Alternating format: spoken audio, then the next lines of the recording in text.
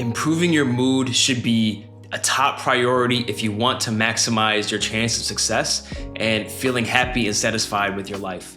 And so if you don't improve your mood and your energy isn't right on average and you're kind of in this low and depressed kind of state, getting into things like flow states, high performance, and being consistent will be way more difficult. So think about it. When you're in that low mood and low emotional state, it just requires way more energy for you to do the things that you want to do. So for example, if on average your mood is better over time, you'll be way more efficient with your energy, you'll be way more effective in the things that you want to do, and you literally will require less energy to do things. So my name is Nigel, and for the past 15 years, I've been a D1 athlete. I've been building my body, I've been a health and fitness coach, I've been a software sales professional, and I've really been on this journey of improving my overall mental health and spirituality as well. And so I found that me personally, everything that I do becomes way easier and better when I intentionally focus on improving my mood. And today I want to share why it's important for you to focus on that and just share some practical tools on how you can actually improve your mood effectively. But then think about, what if you are actually able to find ways to enjoy the things that you don't like and bring a better attitude and mood to them, regardless of whatever it is that you need to do or whatever is going on at that time. So for example, right now in my software sales job, I am engineering ways constantly to be able to improve how much I'm enjoying what I'm doing at the job and my overall better mood in general. So for example, at my software sales job right now, I'm actually finding ways to gamify the whole entire process, finding ways to keep that motivation moving along. And because I'm now, enjoying the job a lot more, I'm more efficient now and I'm more productive and I'm performing a lot better. And then this actually ties into, having a better mood on average actually will get you more money. So think about it. If you want to be able to make more money, you can't actually make more money, right? Money doesn't go on trees, right? You're not the Federal Reserve. You can't create money. You can only receive money from other people. And so when you're in a mood and emotional state that's a lot higher, your interactions with people just become significantly better. So for example, if you have to go to like a job interview, or if you're in sales, or if you got to give presentations, or if you're creating content like what I'm doing right now, when you're in a better mood, you're in a much better position to be able to provide better impact and value and make that other person feel good, which increases the chance of you being able to make more money and receive more money from other people. Okay. And then the other thing is, having a better mood allows you to make better decisions. And really the sum of your life really is the result of all of the decisions that you've made in your life. And so if you're able to be in a better mood throughout your life, I guarantee you're going to have made more decisions, better decisions on average, compared to the person that was kind of in these low vibrational states and they're kind of making these poor decisions. Because think about it, people really ruin their lives in states of anger, fear, shame, and guilt, and all these different negative emotions. So a perfect example, right? When you're addicted to things, right? So for example, people that's addicted to things like alcohol and drugs or anything else, what they're really doing is there's negative emotions that are coming up, and they're now having to go and take these drugs and a lot of these things in order to kind of mask what those negative emotions, right? But I guarantee you, if they were feeling a lot better emotions, they wouldn't make those poor decisions, right? And then these things kind of compound as well over time. And so I've even found this for myself. Like, I always make my best decisions when it comes to business, my relationships, just in general life choices, when I'm at least at a state of neutrality and clarity, and preferably when I'm in a state of, peace, gratitude, appreciation, joy, passion. I make way better decisions when I'm in those states than when I'm, if I'm feeling shame or guilt, or if I'm angry or pessimistic. And so one thing that I've learned and I found really interesting was from this book called Ask and It's Given by Abraham Hicks. And in this book, they talk about something called the emotional scale. Okay, so there's this emotional scale where your average state of your emotions, or what you're currently feeling right now, you can calibrate to that on the scale. So for example, on the lowest end, there's things like shame, guilt, and fear. In the middle, there's things like, slight pessimism, boredom, neutrality. And on the higher end, there's things like love, peace, gratitude, joy, and passion. Okay. So what you want to do is be more aware of your current emotional state, or the emotional state that you feel on average, and then figure out where you are on that scale, and then find ways to rise up on that emotional scale, okay? And so what you want to do is just reach for the next best emotion or mood that you can reach for, right? So you don't have to necessarily jump straight from, let's say you're in a state of guilt, all the way to joy, love, and gratitude, right? Like maybe just move up to the next step of like maybe, boredom or neutrality, right? And to slowly just rise up. And there's a lot of different practical tools that you can use that can help you rise up the emotional ladder, okay?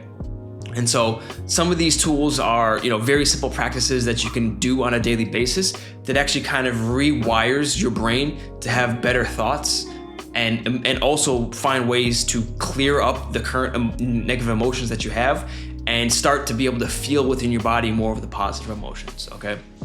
So one practical tool that I use every single day, I do this, first thing in the morning, if I could find time during the day, in the middle of the day, and then at the end of the day as well, to kind of clear the energy, and that's meditation, okay? So the meditation practice that I use, I don't overly complicate it. I just do a very simple breath work type of meditation. So there's two of them that I do.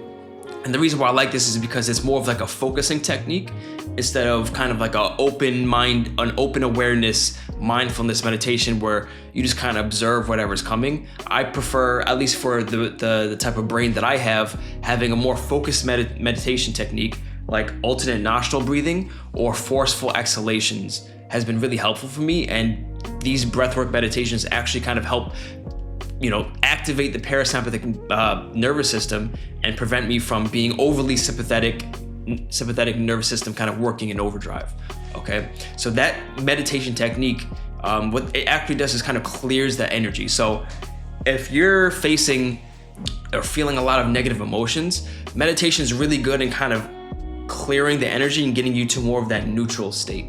And then once you're in that neutral state, there's two other practices that can really help will be gratitude journaling and what I call positive aspects, okay? So in gratitude journaling, it's really the fastest way to kind of rise up in your overall energy and actually train your mind to be grateful for what you do have. Because think about it, it's so easy for us to kind of complain and always focus on what we don't have and these different desires that we have, and it's not a really peaceful place for us to live in. And so with gratitude journaling, you actually are able to kind of train your mind to be grateful and focus more on the things that's already going good in your life. And that's gonna just shoot up your overall mood and vibration as well. And then the other thing is what I call positive aspects. So what that is you can take a journal and just write at the top positive aspects of whatever topic that you wanna, train your mind to have think more positively and have a better relationship with, right? So for example, right now with me, a big thing is trying to find positive aspects of my software sales job. Like, I'll be completely honest, like right now it's very stressful. I gotta hit quota. I just got a new boss and he's kind of on my ass right now with a lot of things. And so right now I'm writing a lot of just, bullet points of potential things that I can find to be positive in this current situation with my software sales job. So for example, it can be very simple things. You don't gotta force it and be fake, just generally try to find the positive things within your life, right? So these are things like, okay, like I have an income, I'm building a skill set, I'm building relationships, I'm getting better every single day. Even though my boss is on my ass, he's actually trying to find ways for us to actually be successful together. And so just doing these things, it just trains your brain to think more positively on a specific topic and improves your relationship and your overall mood when you're doing or thinking about that thing, okay? Another way to improve your mood is really just kind of move more, right? So when you're kind of feeling, low vibe, low energy, you're not feeling great, doing things like going for a walk or like going for like a run or training in the gym, just moving your body in general, you are able to kind of move through your emotions. Because if you think about it, emotions, like you actually kind of feel them within your body. And so when you're active and you're moving and you're doing these different kind of like body movement practices, you're actually able to move through the emotions, which is why you typically tend to feel better after going for like long walks outside, or going for runs, or just kind of going into the gym, just kind of like moving through and processing that emotion. So moving is incredibly important. The other thing is kind of optimizing your environment, right? So your environment consists of like the actual like physical space and location and area that you're in. And the other is the people that you're around. So maybe this might be time to do an audit and see, okay, well, you know, are the people that I'm spending my time around, like, are these actually high quality people that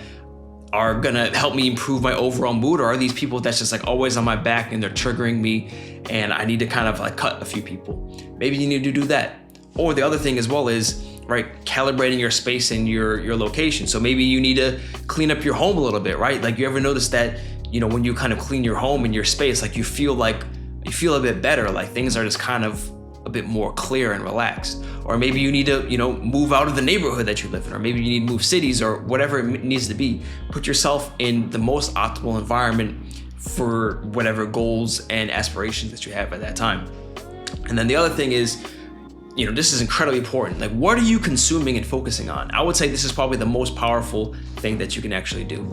So for example, if you're consuming like a lot of music with negative messages, or you're consuming content that's like a distraction and not very helpful, what inputs you take in is gonna result in the outputs that you have. So if you're consuming garbage, what do you think is gonna happen in your life?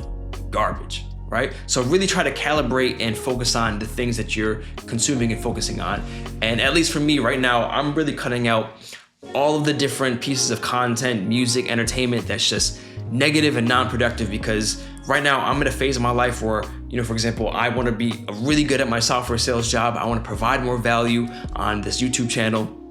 And I'm really focusing on ways to, you know, improve my overall life. And so just consuming garbage is just not aligned and it doesn't work for me.